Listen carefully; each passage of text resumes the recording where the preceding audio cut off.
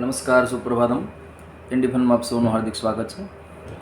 Road ઉપર ઓલું આમ મહિનો બદલે ને એટલે હાઈવે ઉપર બધે ઓલા આપતો ઉઘરાવાળા ઉભો પોલીસવાળા હતા. આમ ટ્રકવાળો આમ પૈસા દેતો હતો ને બાજુ જીપમાં ઓલો પોલીસવાળો લેતો હતો. તો કે ફોટો પાડીને લખ્યું કે पुलिस और ट्रक ड्राइवर हाथ से हाथ मिलाकर भ्रष्टाचार मुक्त भारत की शपथ लेते हुए.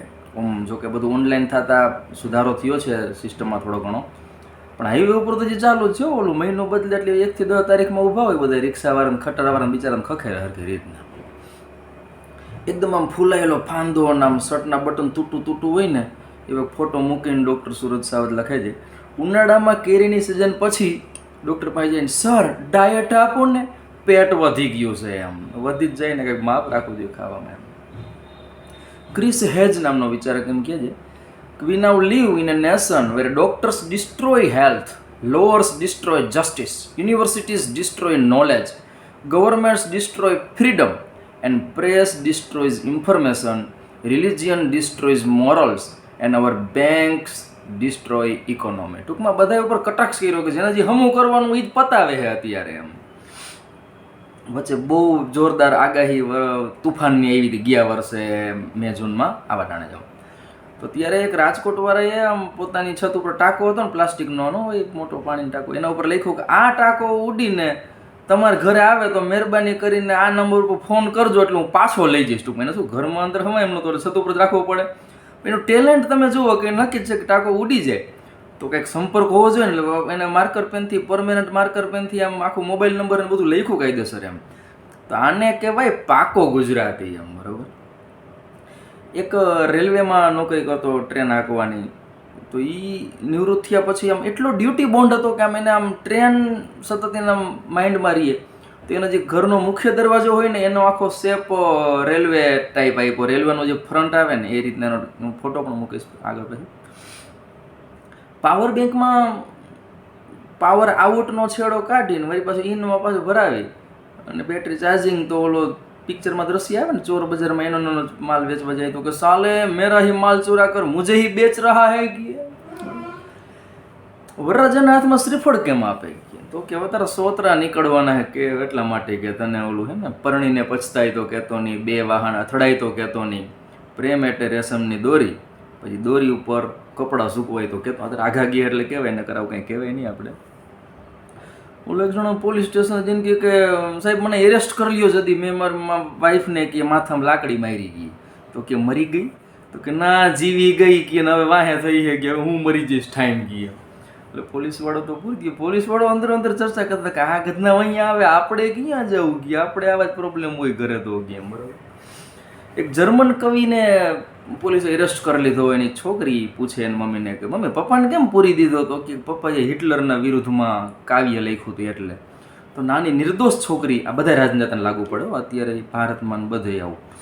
તો કે નિર્દોષ છોકરી પૂછે કે મમ્મી એમાં શું મૂંઝાવાનું, હાટું વાર લેવાય ને, હિટલરને કહેવાય તું તાર મારા પપ્પા વિશે લખા કાવ્ય એકાદું કે. તો એની મમ્મી કે બેટા એ જ વાંધો હોય, એને કાંઈ લખતા ને એવું કાંઈ નથી આવડતું, નકર આવું કરે કે આ બધે બખેડો એનો જ છે કે. એમ એકના લગ્ન થયા તો એ કે આપણે ઘરવાળીને ઇમ્પ્રેસ કરવી છે તો કઈ રીતના કાંઈ ટિપ્સ આપને. તો એ જે ઓટે બેઠા હોય ને એ લેવલની આ બધી વાત ચાલી કે એમાં શું કંઈક એના માટે વ્યસન મૂકવું પડે. એટલે પહેલાં તો એક કામ કરી ગઈએ ત્યારે ઘરવાળી જઈને પાસે જઈને બીડી પી જાય, પછી ફૂંક મારજે ધુવાણાને. એટલે એ કહી શકે આ મૂકી દો ને, આપણે મૂકી દેવાને આથી તારા હમકી. એટલે પછી ઇમ્પ્રેસ થઈ જશે. તો આને સાચું ઘરે જઈને ઓલી બીડી હરગાવીને પછી ઘરવાળી આમ ફૂંક મારી. તો ઘરવાળી કે શિવાજી હે કે લાવો તો 2 ખટ હું મારી દઉં કે. હવે ડેવલપમેન્ટ બધી બાજુ પુરુષ સમોવડી થતા જાય આમાં આવી ગયા. બરાબર. યુનિવર્સિટીવાળા આમ જાહેરાત આપે છાપામાં વેકેશનમાં, બહુ આ ઉનાળા વેકેશનમાં કે ફલાણી યુનિવર્સિટી 100 એકરમાં ફેલાયેલી છે. તો છોકરો કે મારું થોડું ભણીને નક્કી નથી થતું કે આપણે ભણવા જવાનું કે ચરવા ગઈએ, 100 એકરમાં કરવું હોય શું આપણે. એમ એટીએમમાં એક ચોર બંદૂક લઈને ગયો અને ઓલાને કહે કે હવે જેટલા પૈસા એટલે કાર્ડ કહે. તો ઓલો કે મારી પાસે કાર્ડ ને એ કાંઈ નથી, રેશન કાર્ડ ઉપર હાલે આપણું ઘર કહીએ. ભાઈ કેમ આવ્યો કહીએ, આ તો ગરમી જાજી પડે હવા ખાવા આવ્યો, બાકી કે આપણે ક્યાં કાર્ડના ભાઈ હતા એવા. એક ખટારાવાળે લખ્યું જાવું પડશે જાનું, નહીતર બીજો ફેરો કોક કરી જઈશે, લિખિતન ઘાયલ ડ્રાઈવર. આ જો એનું એટીટ્યુડ. એમ કે આને કહેવાય રિયલ ગુજરાતી. જોણું જગ્યાએ ને ધંધો ધંધાની જગ્યાએ નો કોમ્પ્રોમાઇઝ. આ ઇલેક્શનમાં શું હોય ઓલું બધા પરિણામના દિવસે ફળ ફળાદી ને ફ્રૂટ ને મીઠાઈ ને બધું સ્ટોક જાજો કરી નાખે ભક્તો અને ચમચાઓને બધા. તો એક દુકાનવાળો ફરસાણની દુકાનવાળે બોર્ડ માર્યું, આગલે દિવસે બધા લાડવા ને પેંડા બધું વેચાઈ ગયું હતું. તેને લખ્યું કે અમારે અહીંયા હારે હુએ ઉમેદવાર કે લડ્ડુ વાપસ લીએ જાતે હે.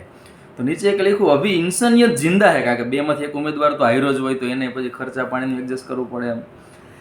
આ ઇનક્રેડિબલ ઇન્ડિયાનું બેસ્ટ ઉદાહરણ શું તો કે આપણે રોડ ક્રોસ કરતી વખતે જો વન વે હોય ને તો પણ બે બાજુ જવું પડે, ગમે એ બાજુ વાહન આવે. આપણે જાઓ સરદાર બાગ બાજુ ગમે એ ટૂંકમાં તમે જો એટલું બધું આમ એક્યુરેટ આપણે આખું પડે નકર બખડો થાય ગયો. બરાબર. રાજસ્થાનમાં એક જગ્યાએ સ્ટેશનેથી એક ઉતરો પંકજ ઠોરિયાની રચના છે કે ભાઈ ક્યાંયથી ક્યાં બોલું જયપુર કેટલું નજીક જ છે કે 7-8 ખેતર પછી તરત આવી જાય કે આપણો બેસી ગયો ટેક્સીમાં.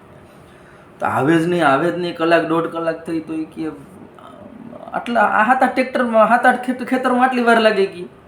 તો કે આ રોબોટ વાડરાના ખેતર મોટા મોટા હોય કે તરત ન થાય. વચ્ચે આ આરોગ્ય ખાતાવાળાએ ઓલા ફૂડના સેમ્પલ લીધા બધાય. તો પછી એમાં એક દી આ ફાફડા ગાંઠિયાનું સેમ્પલ ગયું બેંગ્લોર 500 ગ્રામનું. તો લેબોરેટરીવાળાએ મેઇલ કર્યો હજી 4-5 કિલો મોકલો ગઈ, એ ખાઈ ગયા બધા. બોલો. મુલા નસરુદ્દીન પાસે ગામડા ઓટે બેઠા જ આપે અહીંયા પૂછવાયું કે ફલાણી જગ્યાએ જવું રસ્તો બતાવવાનો, તો એને આખો મેપ દોરી દીધો આમ ને આમ આટલી જગ્યાએ વરજો. તો ઓલો 2-3 કલાક ગાડી હાકીને પરસેવે રેપજપ ફરીને પાછો અહીંયા પહોંચ્યો ઓટે. તો મુલાને કે આવાના વારી આવા રસ્તા બતાવાય કે અહીંયા પહોંચ્યો કે ડીઝલ બેરું આટલું મોંઘા ભાવનું 95 રૂપિયા લીટર. તો કે આ તો હું ચેક કરતો હતો કે તમે મારા નકશા પ્રમાણે હાલી શકો કે નહીં. હવે તમે મારી પરીક્ષામાં પાસ થઈ, હવે એટલું દૂર નથી જેટલું આપણે અત્યારે રાઉન્ડ માર્યો એટલું દૂર હવે નથી. આ તમારી પરીક્ષા મારે લેવી જરૂરી છે કે ઓલો મોરો પડી ગયો કે કેવી હાલત છે. એક કજોડાનો ફોટો મૂક્યો ટૂંકમાં દંપતીનો ચહેરો જોઈને મેળે ન લાગે એવો, અને નીચે લખ્યું કે હેપી મેરેજ અનનેસેસરી. જો કે ઓસવાના પર ખૂબ જોક્સ બનાવતા. ભલે આવજો, ધન્યવાદ.